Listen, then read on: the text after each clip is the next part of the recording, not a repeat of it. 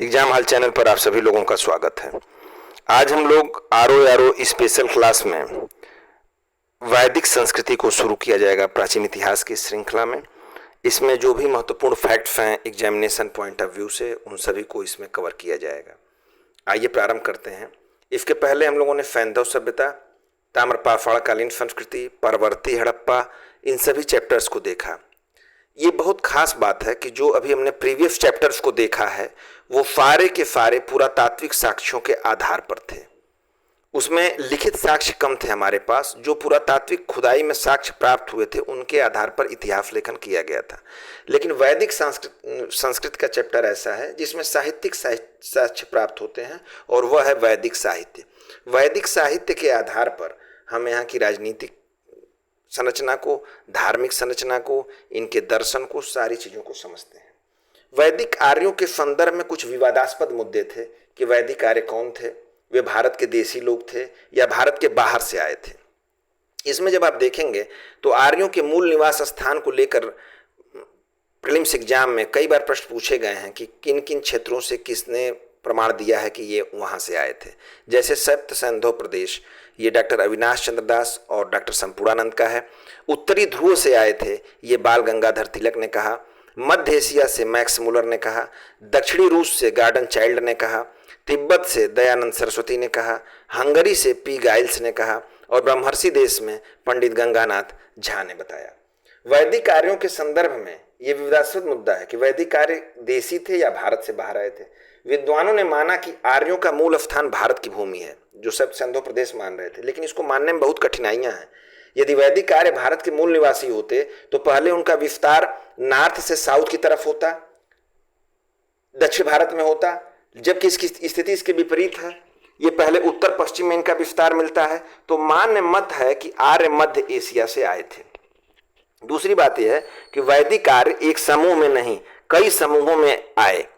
तात्कालिक स्रोतों से इस बात की पुष्टि होती है। जो बोगज कोई का अभिलेख आप देखते हैं उसमें जो प्रमाण मिलता है कि जो आर्यों का समूह भारत आया वह इन देवताओं का उपासक था, इंद्र, मित्र, वरुण, नासत्य। तो इन चीजों से ये पता चलता है कि मध्य एशिया वाला जो प्रमाण है वो सबसे मान्य मत है।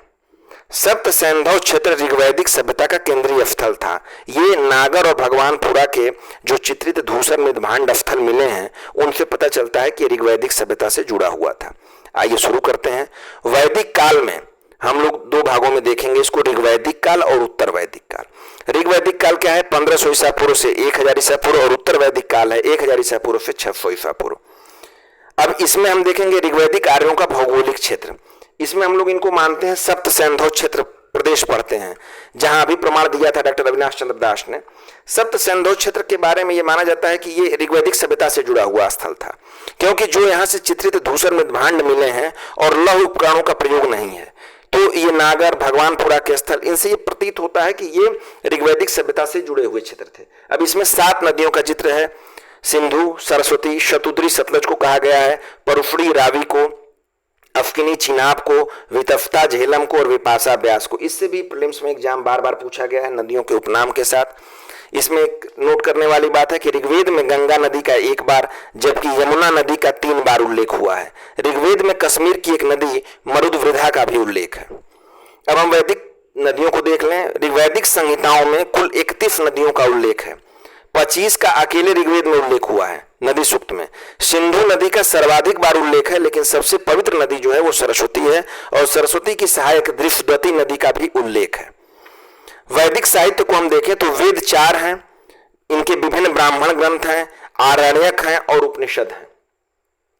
वैदिक साहित्य जो है वो श्रुति नाम से विख्यात है। श्रुति का अर्थ क्या होता है? सुनकर लिखा हुआ साहित्य। यह वह साहित्य है जो मनुष्यों द्वारा लिखा नहीं गया, किंतु इन्हें ईश्वर ने ऋषियों को आत्मज्ञान देकर उनकी सृष्टि की है, तथा ऋषियों द्वारा यह कई पीढ़ियों तक अन्य ऋषियों को मिलता रहा। इसी कारण वैदिक साहित्य को अपौरुषेय कहा जाता है। अब देखिए, इसमें ऋग्वेद, सामवेद, यजुर्वेद को वेद त्रयी कहते हैं। अथर्ववेद इसमें सम्मिलित नहीं है, क्योंकि इसमें यज्ञ से भिन्न लौकिक विषयों का वर्णन है। अब देखिए, वेद त्रयी पर भी प्रश्न पूछा गया है कि वेद त्रयी में कौन कौन वेद आते हैं, तो अथर्ववेद नहीं आता। अब हम लोग प्रारंभ करेंगे ऋग्वेद से। ऋग्वेद में भक्ति भाव की प्रधानता थी। 10 मंडल थे, 1028 सूक्त हैं, 10,580 मंत्र हैं। महर्षि कृष्ण द्वैपायन इसके संकलन करता थे। वेद के पाठकर्ता को होत्री या होता कहा जाता था। 3 तरह के पाठ थे इसमें, साकल, बालखिल्य और वाष्कल।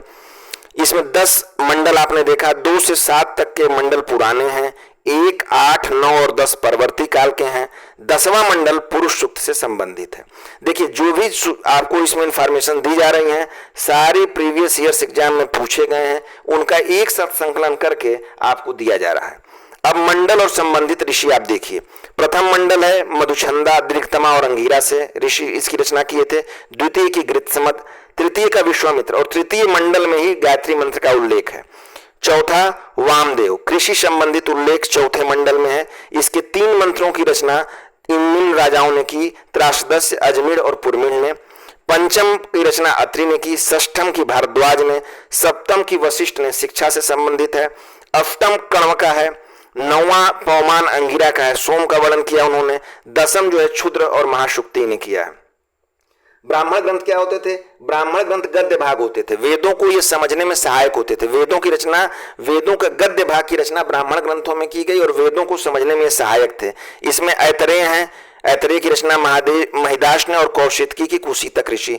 ऋग्वेद के 2 ब्राह्मण ग्रंथ हैं, ऐतरेय और कौशितकी। ऐतरेय की रचना महिदास ने की और कौशितकी की रचना कुशीतक ऋषि ने।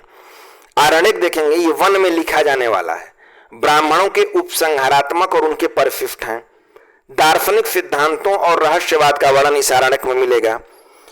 कर्मयोग तथा ज्ञान मार्ग के बीच ये सेतु का काम करते हैं। कर्मयोग क्या है? ब्राह्मण ग्रंथ कर्मयोग पर आधारित हैं और जो उपनिषद आप देखेंगे वो ज्ञान मार्ग पर आधारित हैं, तो उनके बीच सेतु के रूप में आरण्यक काम करते हैं। ऋग्वेद के 2 आरण्यक हैं, ऐतरेय और कौशितकी। उपनिषद उप का अर्थ होता है समीप और निष का अर्थ है बैठना। इसमें छात्र गुरु के पास बैठकर ज्ञान सीखता था। वेदों के अंतिम भाग होते थे, इनको वेदांत भी कहा जाता था।